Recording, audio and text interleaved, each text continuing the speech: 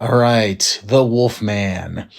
Now, um, this one was actually, I think, if I'm not mistaken, I think it was the second Universal monster that I saw. It was, yeah, I believe it was Frankenstein, then it was this, and then it was Dracula, because I remember my dad liked the Wolfman out of all of them at the time. And so when, I got to the age where he started showing it to me, um, the one I was kind of the most interested to watch was Frankenstein, to be honest. But when he showed me Wolfman, I was kind of like, all right, this is kind of cool. I like this.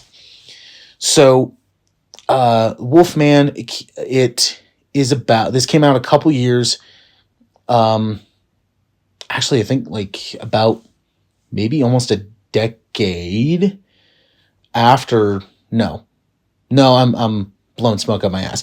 No, this is a couple years after, stuff like Dracula and Frankenstein.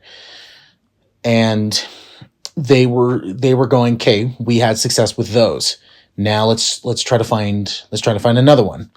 And so they're like, okay, what about Wolfman?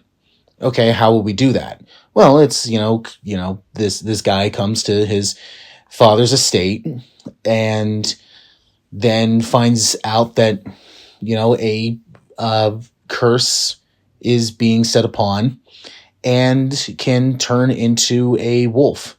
And now meaning like a man that looks like a wolf.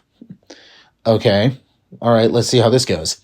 And the fact that they got Lon Chaney's son, Lon Chaney Jr. in here to do it, to be the Wolfman, I think helped a lot, because, that was actually a big thing at the time, where Lon Chaney Sr. was known for, Hunchback and, Phantom of the Opera. And so he was known for, he's known as the man with 1,000 faces. And his son, that was a big selling point, was like, hey, we've got this guy, his son in here, and he's doing the monster. And it's like, all right, that's a nice kind of, feels like a little, like, not necessarily passing of the torch, but more of just like a staying in the same boat as the previous generation, which is really cool. And I'll say this, for the time, the effects for the Wolfman look impressive.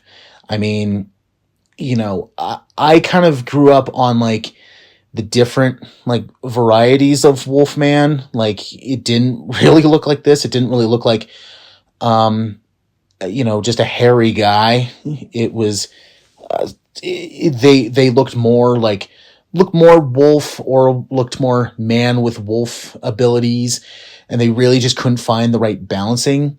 With this one, it was kind of okay, let's start like this, where yes, it's a guy, kind of like, it's a guy walking around and looks just really hairy, but kind of give him the kind of attributes of a wolf and see how it goes. And then generations and decades later, other people started going like, okay, let's make him more like this. Let's make him more like this.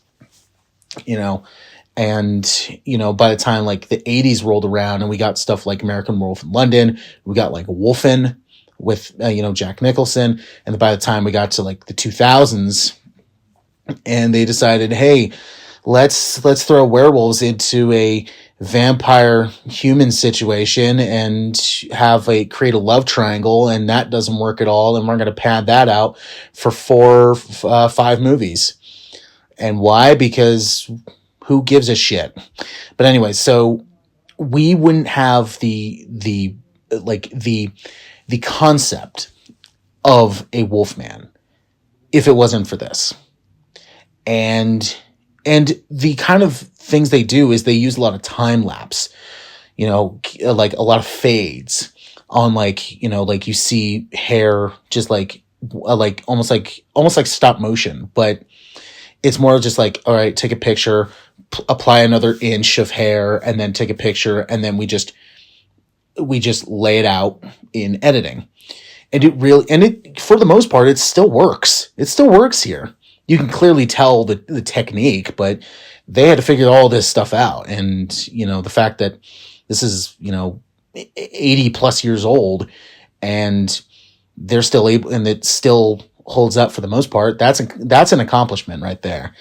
So the effects, I will say nothing negative about the effects, because they still look great. Now, this does have a lot of the same problems I have with Dracula, where it takes a little bit to get into, but then once it gets into it, it just keeps going and goes and goes. Now, I think that this one is honestly a little faster than Dracula, to be completely honest. And if I'm just going to say it, I think I prefer Wolfman over Dracula. Now, if you ask me if it's this over Frankenstein, then that's where a kind of mashup will collide, because I like both of them. Now, when I first saw this, I was kind of going like, oh god, here we go, another Universal monster movie. It's going to be slow. But then I rewatched it a couple more times as I got older, and really appreciate its efforts, especially, like I said, we probably wouldn't have Wolfman stuff at all, or we wouldn't have it until maybe like another 10, 20 years later, maybe in the 50s or 60s, maybe even in the 70s. You just never know.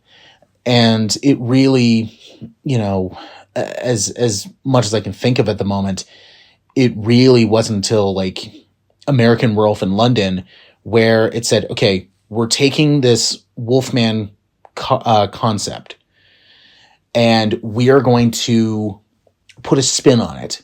And they were at the time when the effects can be just look extremely painful, where, with this, it's like, okay, it's just a lot of hair growing and maybe some like deformity, but yeah, for the most of it, it's kind of just hair. But with that movie, it's like, ow, that looks painful. But that was another 40 years. So with this, I think a lot of it still holds up. Performances, I think, still hold up. The effects definitely hold up. For it being over 80 years old, it's still very impressive. And, I still like the story. I like the idea of, this guy coming to his father's estate and, finds out that he's kind of inherited this curse, and doesn't know really what to make of it. And so it's kind of like, yeah, okay, I like that, whatever. But then by the time that, it becomes accepted, it's like, that it's too late. And havoc ensues. Now, Wolfman is barely in it, but, it's all about the story, and the story is the Wolfman shows up at the third act. So it's not like Frankenstein or Dracula where they're in it for practically the whole movie. Where with this one, it's like, yeah, it's a buildup. And when it hits, for the most part, it still hits. It still hits pretty well. So, yeah, Wolfman is actually, personally, it's one of my favorites of the Universal Monster movies that I've seen. I would say I enjoyed this one more than Dracula. While it still has I have some issues like with Dracula, like especially with pacing, and it does take its time to get it going. The mystery in this one is like, all right, I like this, but with Dracula, it's kind of like, all right, we're setting this up like very, very quickly, and then it's kind of like, all right, we're just gonna keep going. But with this one, it's kind of like okay, we're setting it up, we're going and going. Okay, this is kind of taking a little bit, and then boom, it happens. So I thoroughly enjoy this one. I give it a great, it's one of my favorite of the Universal Monsters. And yeah, I really want to, see more Wolfman stuff, but, try not to make it CGI like that Benicio del Toro one did.